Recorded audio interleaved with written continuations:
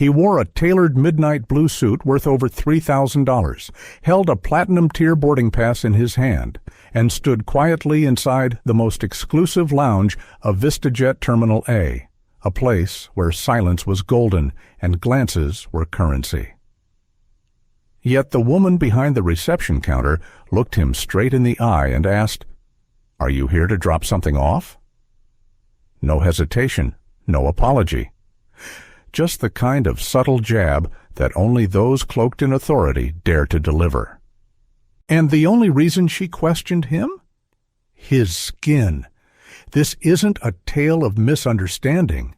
It's about what happens when quiet prejudice crosses paths with the wrong man at the wrong moment, and only later realizes he's the one with the power to decide whether your airline flies or fails. You're about to witness a 10-step collapse of arrogance, one strained smile, one passive-aggressive comment, one ignored champagne flute at a time. They thought he'd complain. He didn't. He calculated. He waited. And then, with a single call, he turned the entire terminal inside out.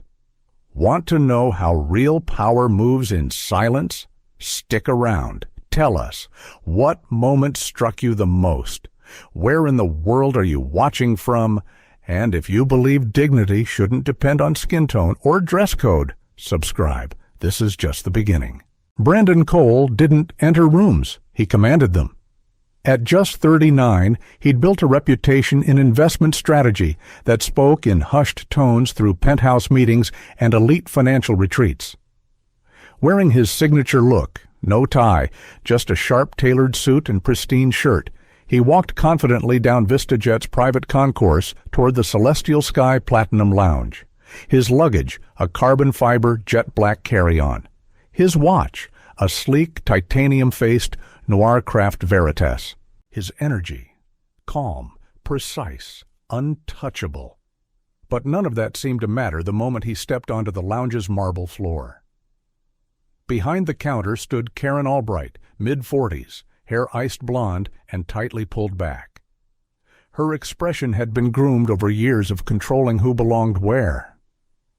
She looked up, scanned Brandon top to toe, and let a thin smile stretch across her lips, one that never reached her eyes. "Excuse me, sir," she said with glossy politeness. "Are you sure this is where you meant to go?" Brandon's brow lifted slightly. The question hit like a velvet-wrapped slap. "Yes," he said, calm and composed, handing over his ID. "Brandon Cole. Platinum class." Karen glanced at the card. Barely. She didn't study it. She judged it. Her fingers moved slowly across her terminal, tapping as if she was expecting the system to confirm her doubts. "I see," she said, not looking up. "It's just, we don't usually see guests entering from that direction." The words dripped with unspoken judgment. Before Brandon could respond, the doors behind him swooshed open. In strolled a young white man in sneakers and a Portwell University hoodie, earbuds bouncing on his collar. "Morning, Kay," he called out casually. Karen's entire demeanor transformed. "Evan," she beamed, practically glowing. "So good to see you again. Off to Tahoe this time. No ID was checked, no card scanned. Just recognition and champagne." She reached beneath the desk, handed him a chilled flute, and waved him through. Brandon stood silent, his ID still unacknowledged in her hand. Evan breezed past, not even noticing him. The contrast wasn't just visible, it was designed. One belonged without question. The other had to justify his presence. Eventually, Karen turned back. "You're all set," she said coolly. "Go ahead, Mr. Cole. No apology, no comment about the delay." Brandon took back his card, nodded politely, and stepped through the frosted glass doors. The lounge inside was cathedral quiet. Floor-to-ceiling windows looked out on the tarmac. Every chair arranged with five-star symmetry. Staff moved like dancers, each step practiced. Brandon didn't stop to marvel. He wasn't here for luxury. He was here to study behavior, and already he'd seen too much. He took a quiet breath and crossed into the Celestial Sky Lounge like a man who had nothing to prove and everything to remember. Despite the reception delay, he moved with quiet authority. He'd been a loyal flyer with VistaJet for nearly 8 years. He'd been in rooms with executives whose faces graced the airline's glossy investor reports. His platinum status wasn't just earned, it was foundational, a tier reserved only for strategic partners and legacy stakeholders. And yet, the moment he stepped through those doors, Karen's dismissive gaze still lingered like a cold wind at his back. He settled near the lounge's main bar area. No one offered water. No tray of welcome cocktails came his way. He adjusted a cufflink, pulled out his phone, and calmly reviewed notes for the meeting awaiting him in Manhattan. Then, Karen reappeared. "Apologies for bothering you, Mr. Cole," she said, voice syrupy but sharp. "We've encountered a slight issue verifying your platinum credentials. The system couldn't confirm your serial number." Brandon looked up, unfazed. "This is the same card I've used 3 times this quarter." Karen's smile didn't falter. "Yes.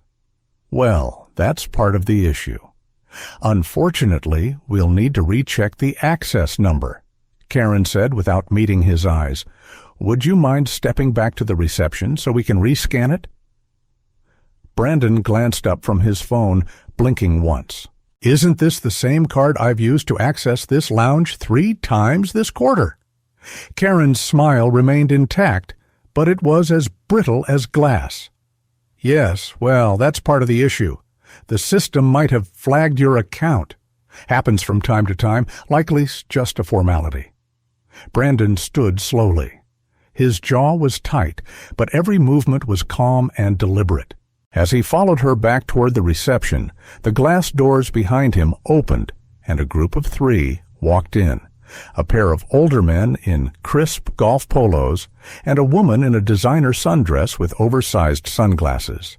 The man in front barely paused, flashing his phone screen mid-step.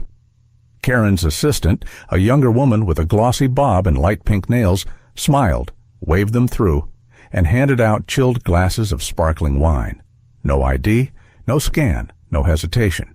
Back at the desk, Karen tapped at her screen with something between impatience and hope, like she wanted the system to prove her instincts right. Still waiting for the back end to confirm, she said without looking up, "I've asked security to run a rapid verification on your profile." Brandon's voice was calm, but there was a new steel beneath it now. "You requested a security scan on a Platinum executive account using its rightful cardholder?" Karen gave a casual shrug, masking the insult in procedure. "It's our policy when a code mismatch occurs. We've had guests in the past who borrowed access from others." Her tone was syrupy, but the meaning behind her words hit like a slap. She didn't believe the card was his. She didn't believe he was who he claimed to be. And her posture made that crystal clear. Time dragged. Brandon stood quietly, unmoving, as another group passed by. An elderly white man, silver-haired and swimming in an oversized suit, chatted loudly on a Bluetooth earpiece as he breezed past the front desk. He didn't show any ID. He didn't even stop walking. Back from Zurich, he called to the assistant. "Same gate." The young woman smiled and waved him through, no questions asked. Brandon looked down at his platinum card, still clutched in Karen's hand, then glanced at the people streaming in behind him without a second glance. It was never about the software. It was about trust, and who they believed deserved it without needing to ask. Karen finally looked up from her screen. "Shouldn't be more than a few more minutes," she said lightly. Brandon said nothing. He moved back toward the wall, arms folded, eyes steady. Not angry, not even surprised, but focused, as if he were the one performing an audit, not her. Karen returned to her screen, her tapping more frantic now. Nearby, glasses clinked gently, laughter soft and distant. Then the terminal blinked to life. The alert vanished. The card was validated. Karen smiled all too quickly. "All clear," she said, sliding the card back toward him like it hadn't been held hostage in her hand for the last quarter hour. The system confirmed the match. "Enjoy your visit, Mr. Cole." Brandon didn't reply. He picked up his card in silence and walked back into the lounge, posture unbroken. But the atmosphere had shifted. Not for him, but for everyone who had dared to question if he belonged here in the first place. The lighting was soft and warm. Classical music played low through recessed speakers. Staff moved like clockwork, aligning pillows, folding napkins, topping off champagne. Brandon scanned the space, then walked to the far side of the lounge where two massage chairs sat beneath a skylight. One was occupied, an older man snoring softly through a silk mask. The other was open. Brandon sat down with a quiet exhale, closing his eyes for the first time that day. The calm didn't last. "Excuse me, sir," came a voice, bright and too cheery. A blonde attendant in her 20s with a high ponytail approached, her tone rehearsed. "I'm so sorry, but this section is reserved for priority flyers, guests who've flown over 500 hours this quarter." Brandon didn't open his eyes. He tilted his head slightly. His voice was even. "I'm a Platinum Executive member." The young woman paused, smile faltering. "Yes, but this zone is... well, it's typically reserved for faces we see more frequently. If you'd like, I can direct you to the quiet alcove near the coffee bar." Brandon opened his eyes. His gaze was steady. "I've logged over 800 hours, he said, "just not with your face around." The attendant flushed red. She murmured something under her breath and quickly retreated. The man next to Brandon kept snoring, undisturbed. Brandon stood up, brushed his blazer sleeve, and made his way to the buffet station near the lounge's main concourse. It was pristine, white porcelain plates stacked neatly beside gold tongs and glass trays of smoked salmon, artisan cheeses, and delicate chocolates. As he reached for a plate, a staff member stepped in front of him. "Apologies, sir," said Gerald, an older man with slicked back gray hair and a name tag polished to a shine. His smile was professional, the kind Brandon was starting to mistrust. "This section is reserved for curated diners, guests who pre-selected meals in the app or logged dietary credentials." Brandon glanced at the food, then back at Gerald. "There was no such option when I booked." Gerald shrugged as if that part didn't matter. "Sometimes the system doesn't display everything. You're welcome to try the snack bar by Gate 10. We have pre-packaged selections available there." Brandon didn't blink. He stared at Gerald for a long moment. Behind him, a woman in a trench coat stepped forward and reached across to grab a croissant. Gerald smiled, stepped aside, and asked warmly, "Would you like that warmed?" She laughed. They shared a moment of ease. Brandon still held his empty plate. Then, with quiet grace, he set it back on the counter without touching a single item. He didn't argue, didn't explain.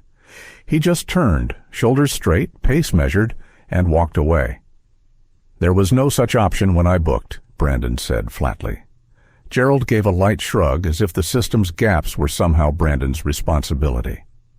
"That happens sometimes. Not everything gets displayed correctly. You can try the express kiosk by Gate 10.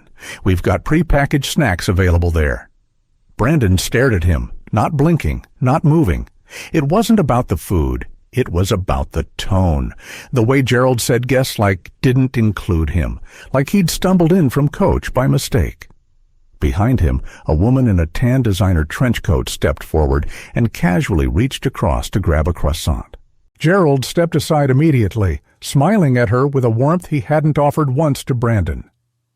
"Would you like that warmed?" he asked her. She laughed. They exchanged small talk as if nothing else existed. Brandon still held his empty plate. Then, gently, he set it back on the counter, untouched. He didn't raise his voice, didn't justify himself. He simply looked at Gerald, eyes cool and unreadable, then turned away. He walked slowly back toward the center of the lounge, the soles of his shoes silent on the polished stone floor. Every interaction he'd experienced wasn't weighing him down, it was sharpening him. As he passed the lounge bar, another attendant in a slate vest offered champagne to two men in blazers. The server didn't even glance in Brandon's direction. He didn't stop, he didn't slow, but with every step, he logged it all. He settled back into a low leather chair near the circular water wall, his phone in one hand, the other resting on his knee. The air hummed with quiet conversation and the faint clink of glass against china. Soft jazz drifted overhead from invisible speakers. He didn't check his phone. Not really. He held it loosely, eyes scanning the space, noticing the unspoken rituals. Who received eye contact? Who didn't? Whose requests were met before they were spoken? Whose were met with scrutiny? A pair of corporate types nearby chuckled too loudly at something on a tablet. A few people looked up. No one intervened. Then, from the left, a man approached, mid-50s, balding, wearing a loud watch and a tailored blazer that seemed to scream entitlement. He stopped right in front of Brandon, gave him a once-over, then asked with casual arrogance, "You with someone? Like flying support for a private charter or something?" Brandon turned his head slowly and met the man's gaze. The silence stretched long enough to make the question land exactly how it was meant to. "Excuse me?" Brandon said, his tone polite, but clipped. The man chuckled awkwardly and scratched at the back of his neck. "No disrespect, man. It's just the suit, the way you carry yourself. I figured you were like tech crew, or maybe a driver. We don't usually see—" He didn't finish. The weight of his assumption had already said enough. Brandon gave a slow nod, eyes still locked on him. "I'm not here in support of anyone," he said quietly. "I fly solo." The man offered a sheepish grin and mumbled something that could have been an apology. Then he walked off, already reaching for his phone, probably to text about how uncomfortable people get these days. Brandon let out a breath through his nose. No emotion behind it, just habit.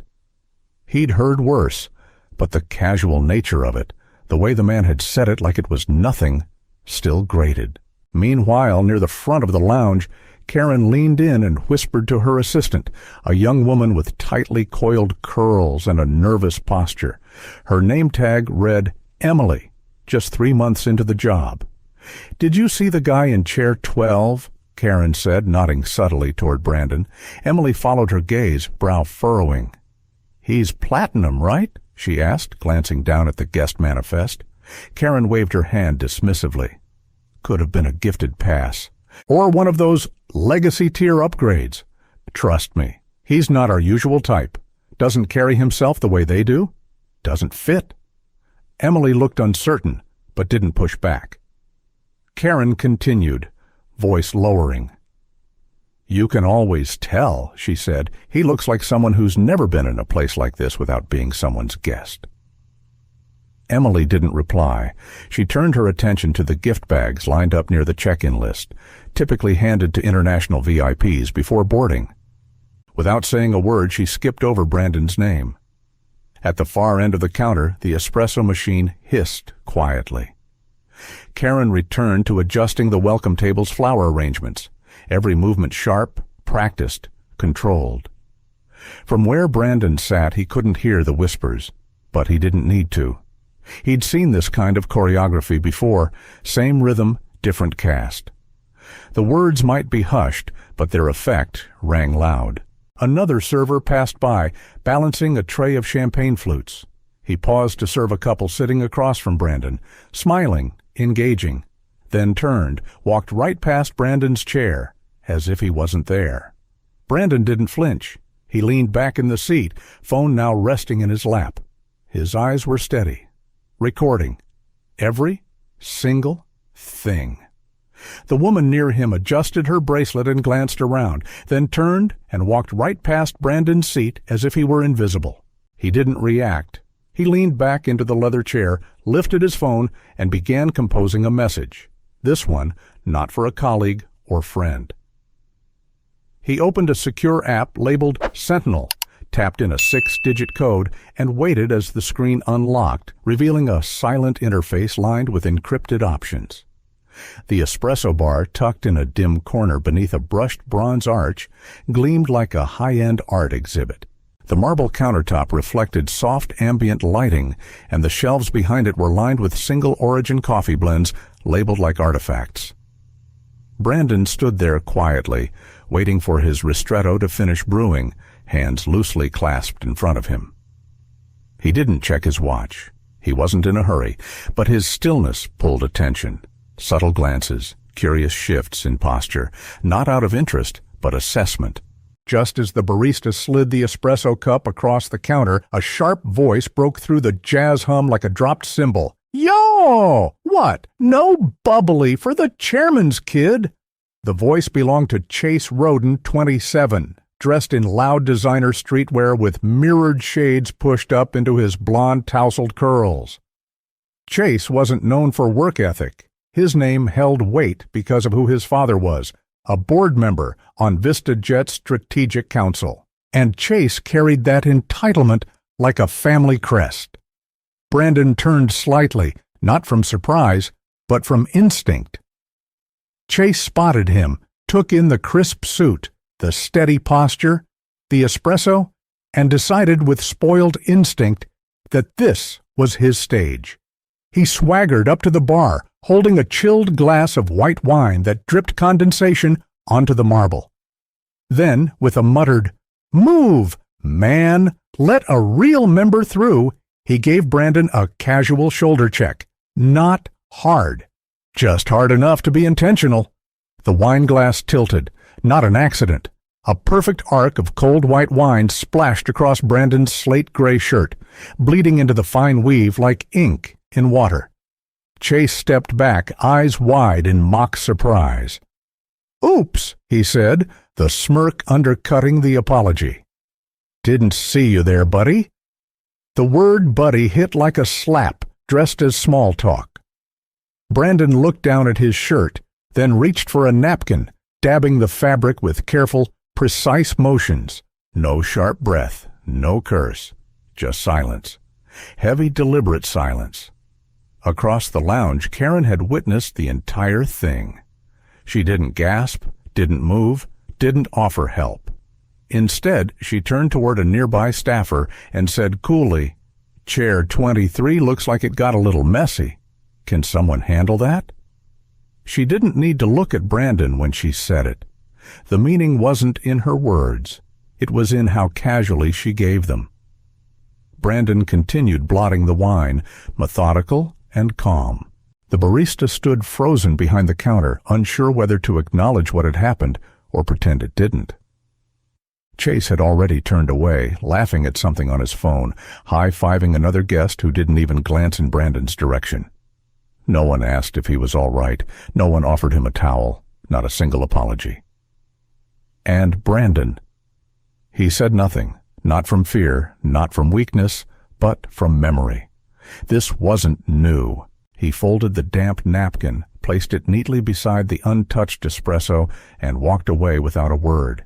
His pace was steady, his expression unreadable. Inside the pocket of his jacket, his fingers moved. He unlocked his phone and bypassed the Sentinel app he had opened earlier. This time, he tapped into a discrete subroutine labeled C Protocol, a command built not to communicate, but to observe. He made his way back toward the main concierge desk. The stain on his shirt had dried slightly, stiffening the fabric across his chest. It was clearly visible even beneath the smooth tailoring of his blazer. As he approached the desk, Karen glanced up. Her expression flickered between surprise and vague indifference. She didn't acknowledge the stain, didn't ask what happened, didn't offer so much as a napkin. Brandon adjusted his sleeve and spoke evenly. "I'd like to change this shirt," he said, tapping lightly on the counter. "Is the executive wardrobe service still available?" Karen blinked once, then stood straighter. "The premium collection?" she asked, though she clearly already knew. "Yes," Brandon replied. There should be a charcoal Oxford in my sizing, last time I flew out of here. She let the silence stretch, just long enough to make it awkward. Then Karen tilted her head ever so slightly and said, "Unfortunately, that service is reserved for guests with pre-cleared financial verification." Brandon's eyes narrowed just enough to register the shift. "I believe my status covers full access," he replied, voice steady. Karen offered a clipped smile. "Normally, yes, but lately we've had system issues. Some accounts get flagged for manual review before we can release inventory. It's a fraud prevention measure. I'm sure you understand." Without a word, Brandon reached into the inner pocket of his blazer and pulled out a black matte finish metal card. Sleek, solid, unmistakably powerful. The Onyx Elite. He placed it on the counter, silent but definitive. The card alone carried more purchasing authority than most guests would spend in a year. Karen didn't reach for it right away. She looked at it, then at him, and then, with a faint, condescending laugh, she said, "That's impressive." Her tone was syrupy, with a bitter aftertaste. "Very aspirational," she added, tapping it lightly with a manicured fingernail. "Let me guess, corporate card? Belongs to your firm, right?" Her grin widened as if she were being clever, but her eyes didn't smile. Brandon's jaw flexed once. "No," he said softly, "it's mine." Now she picked up the card, finally acknowledging its presence, and slid it into the reader. The screen blinked. Transaction approved. Instantly. Her smile vanished. Not in embarrassment, just annoyance that the system hadn't confirmed her suspicion. "Fine," she muttered, reaching under the desk for the boutique suite access card. "We'll have someone from wardrobe meet you at the fitting lounge." Then she added, with a smirk that stung like vinegar, "Though we don't usually loan replacement pieces just for a little spill." Brandon took the access card from her hand, ignoring the last jab. His voice didn't waver. "It wasn't a spill," he said. "It was a statement." Karen's face twitched, but Brandon was already turning away. He walked toward the boutique entrance tucked behind a mirrored wall. Every step was deliberate, measured, controlled. A junior staffer was already waiting at the door, tablet in hand, eyes wide as he glanced toward the counter where the Onyx Elite card was still glowing green on the screen. The doors hissed open, revealing a cooler, quieter world inside the boutique suite. The lighting was warmer. The air filtered, not just for purity, but for peace. As Brandon passed the neatly folded rows of dress shirts and hand-stitched jackets, he paused at a small wall display, a loyalty screen. His name flashed clearly. Brandon Cole Platinum Executive Clearance Level. Board access. He tapped the screen, entered the same passcode he'd used earlier. A hidden panel slid open, revealing an encrypted admin interface. Live surveillance, audio logs, time-stamped staff interactions, all linked to his ID. He scrolled until he saw the line that made his expression freeze. Flagged by staff, proxy access suspected. Origin, K. Albright.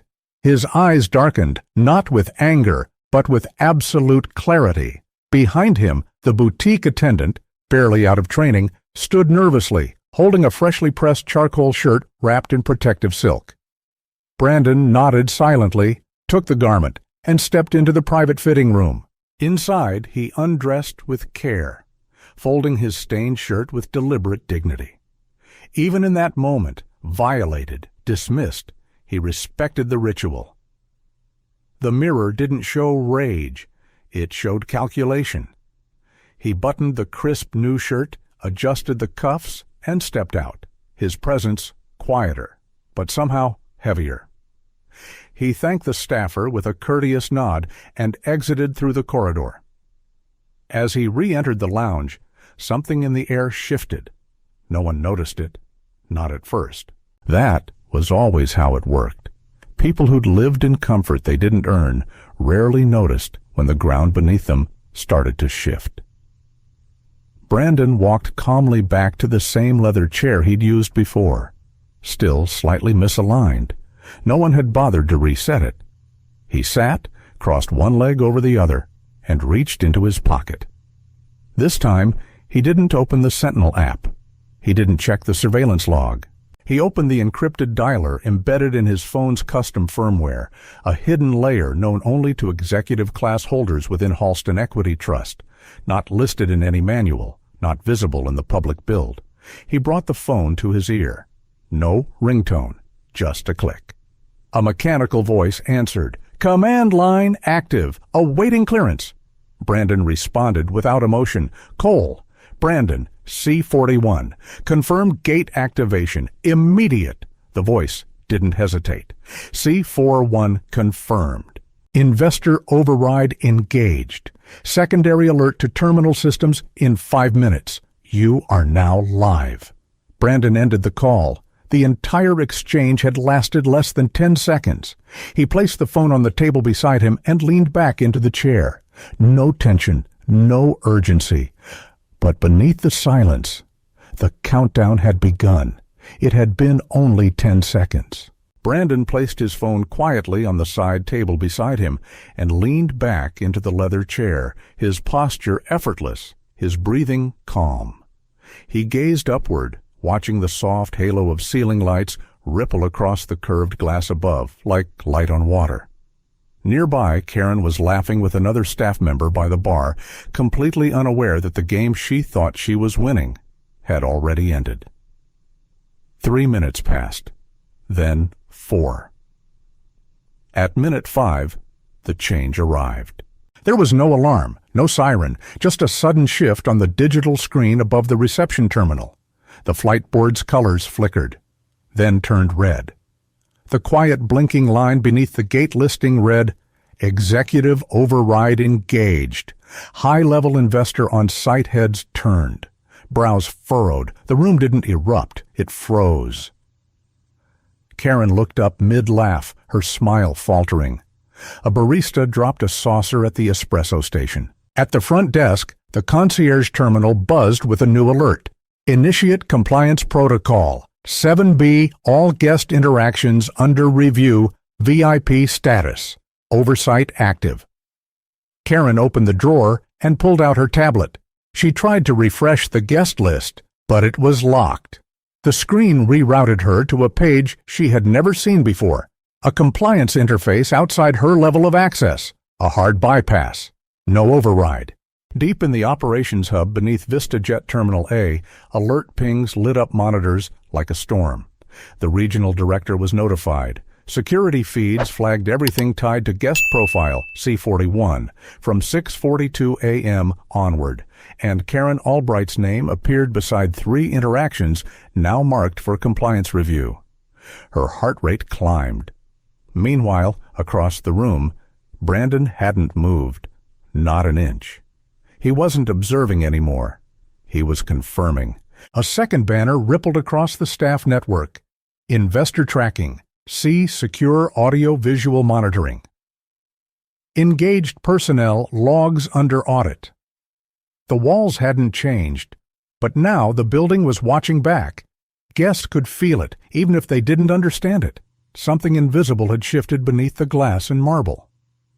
Karen backed away from the bar, moving briskly toward the reception desk. Her voice dropped to a whisper. "Did someone from executive fly in today?" she asked the concierge.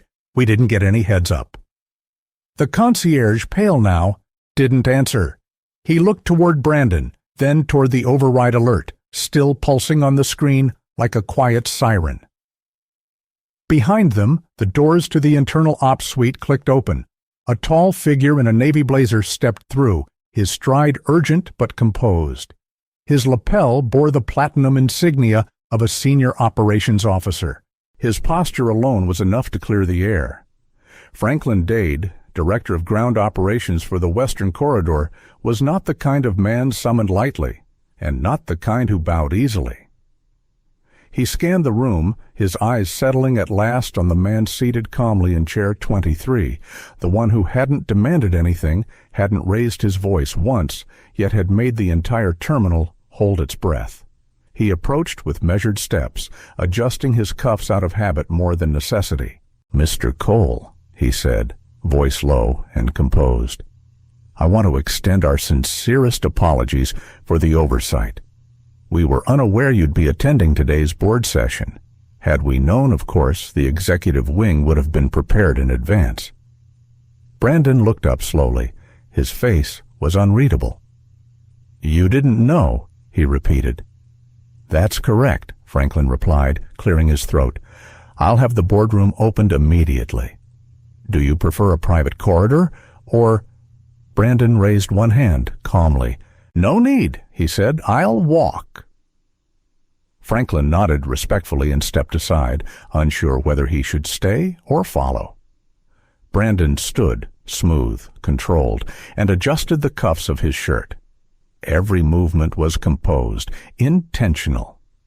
The room fell quiet around him, not from order, but from recognition.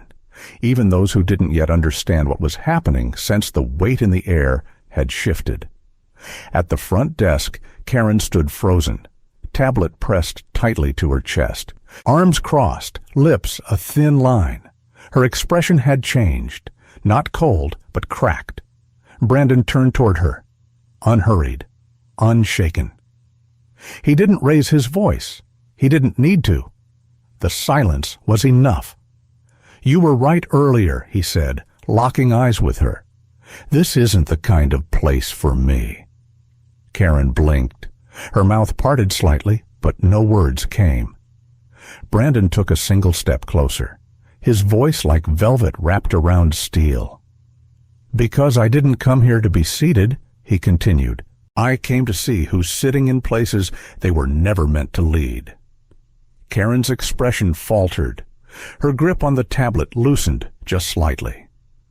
Franklin glanced between them, realizing he was witnessing something bigger than a misunderstanding. This wasn't correction. This was reckoning. The staff nearby, those who had been pretending not to notice, now watched from behind columns, mirrors, and coffee carts. The performance had ended. What remained was truth. And a few feet away, the champagne bar had gone utterly still. The champagne glasses remained untouched. Servers stood frozen mid-motion. Brandon didn't linger. He picked up his coat, slung it over his arm, and began walking toward the executive wing. Franklin Dade fell into step beside him, silent, respectful. As they passed the front desk, Karen didn't move. She stood rooted in place, tablet trembling faintly in her hands. Her eyes were locked on Brandon, and for the first time all day, she had nothing to say. Behind the counter, Emily, her assistant, instinctively stepped back, as if the air around them had shifted into something heavy and irreversible. At the far end of the lounge, the frosted glass doors to the investor suites slid open automatically as Brandon approached. From hidden wall panels, previously unseen security staff emerged, walking behind him with precise distance. Visible now, but not intrusive. Every camera in the lounge had already locked onto him, not by facial recognition, by override command.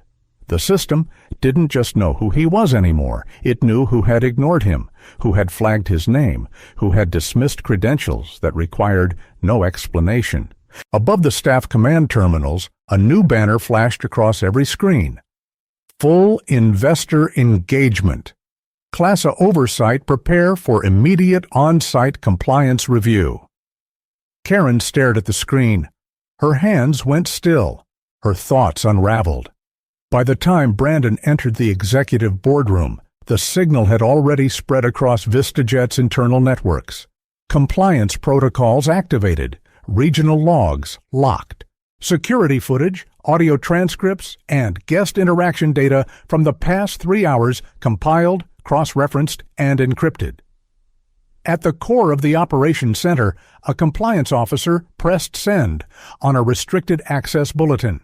The subject line was stark: Internal report, strategic investor misconduct review, flag, discriminatory treatment, clearance, C41. 13 people across 3 departments received the bulletin. All opened it within 60 seconds. Karen Albright's name was listed first, followed by Emily Roth, Gerald Mays, and 2 others whose override attempts were tied to Brandon's guest profile. Before the hour ended, their terminals were locked remotely. No warning, no delay. At 2:17 p.m., each received a silent notification. Access suspended. Internal HR review initiated. Do not return to active floor until cleared word spread faster than conversation ever could. The lounge was eerily still now. In the staff break room, Emily sat staring at her access badge. The scanner light blinked red. Again. Again. Elsewhere, Karen stood in the back corridor, earpiece removed, pacing as she held a phone to her ear. Her voice trembled. It was a mistake, she whispered to her regional manager. A misunderstanding. No one told me who he was. The voice on the other end was flat, firm. You didn't need to know who he was, Karen. You just needed to treat him like someone with a valid platinum credential. Karen opened her mouth, searching for a defense that didn't sound worse than silence. There were inconsistencies in his... The voice cut her off. We now have a Class A override on every log you touch this morning.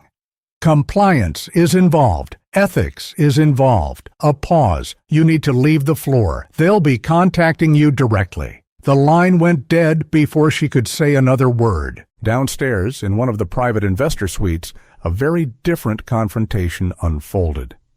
Chase Rowden sat slouched in a leather chair, scrolling through notifications on his phone.